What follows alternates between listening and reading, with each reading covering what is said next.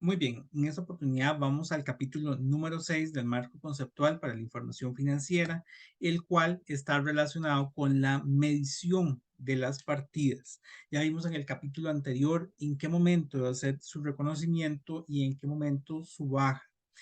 Pero queda el interrogante, ¿por qué monto tengo que reconocer alguna partida en particular? Entonces, en este capítulo de medición, básicamente lo que nos hace es guiarnos en ese monto que tenemos que incorporarle a cada partida. Nos dice la medición que tenemos dos bases. Las bases de medición van a ser el costo histórico o el valor corriente. ¿Qué es el costo histórico? El valor por el que yo adquirí mi activo o el monto por el que tenga que cancelar mi pasivo. Un costo histórico, por tanto, va a ser un valor de adquisición o un valor amortizado. Y como un segundo elemento tenemos el valor corriente. Este valor corriente, de hecho, a su vez, nos da cuatro posibilidades la norma. La norma nos habla de que puede ser un valor razonable, de que puede ser un valor en uso para el caso de los activos, un valor de cumplimiento para el caso de los pasivos o un costo corriente. Cualquiera de los cuatro corresponde a un valor corriente. Vamos a hablar sobre cada uno de estos. Em, la base de medición, por tanto, tendríamos que el costo histórico es el precio de la transacción u otro evento que dio origen al elemento que está siendo medido, ¿verdad? Reitero, puede ser un valor de adquisición de un activo o un valor por el cual se tiene que cancelar un pasivo. El valor razonable, por su parte, va a ser el precio que se recibiría por vender un activo o se pagaría por transferir un pasivo en una transacción ordenada entre partes participantes del mercado en una fecha determinada. Hablamos de que, bueno, hay una norma específica que habla sobre los valores razonables, pero son valores de mercado, valores que están vigentes en el momento en que se realiza esa transacción de compra y de venta. No necesariamente es ese valor histórico por el que yo lo compré, sino más bien un valor actualizado en ese momento. Por supuesto, hay casos que sería el valor de uso y el valor de cumplimiento. Aquí, donde dice valor de uso, sería valor de uso, valor de cumplimiento, donde no tenemos un valor razonable en ese momento, un valor de mercado, sino que más bien lo que tenemos es una expectativa sobre lo que va a generar un activo.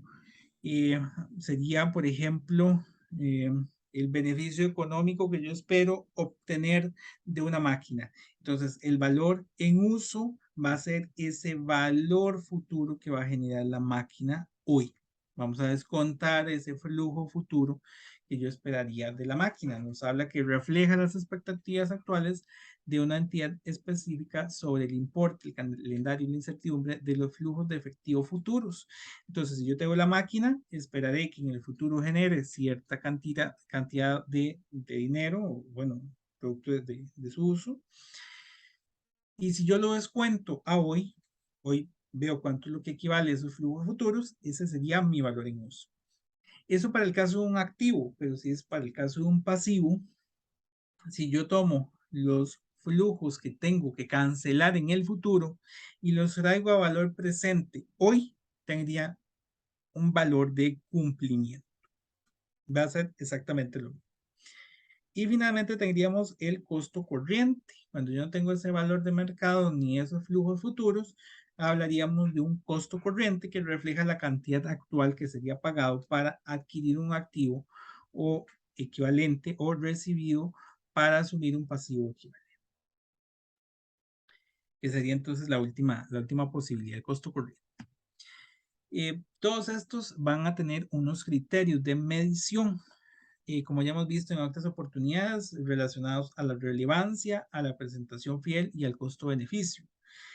Cuando hablamos de la relevancia en el momento de la medición, es que las características del activo pasivo, variabilidad de los flujos de efectivo, sensibilidad del valor o factores de mercado u otros riesgos, ¿verdad? Entonces, la medición del activo puede ser que en algunos casos nosotros tenemos un dato muy claro de cuánto es el valor de aquel activo, porque por ejemplo yo compré el activo y tengo la factura o tengo la deuda, pero en otros casos va a variar de acuerdo a esas proyecciones que yo tengo.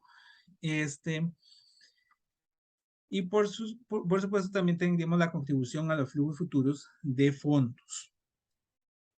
También nos habla la norma, en este caso, de lo que es la representación fiel, las inconsistencias de la medición o las incertidumbres de la medición, ¿verdad? La variabilidad que tienen esos flujos futuros o ese valor sobre el activo. Y finalmente las restricciones del costo-beneficio, que es, bueno, en algunos casos va a ser muy difícil conseguir un valor y es tan costoso que es mejor omitirlo. Tenemos más beneficio de no presentar aquel importe que de haber hecho una medición tan complicada y tan costosa, que es más el costo que lo que estamos presentando. Con esto llego al final de este capítulo. Muchas gracias.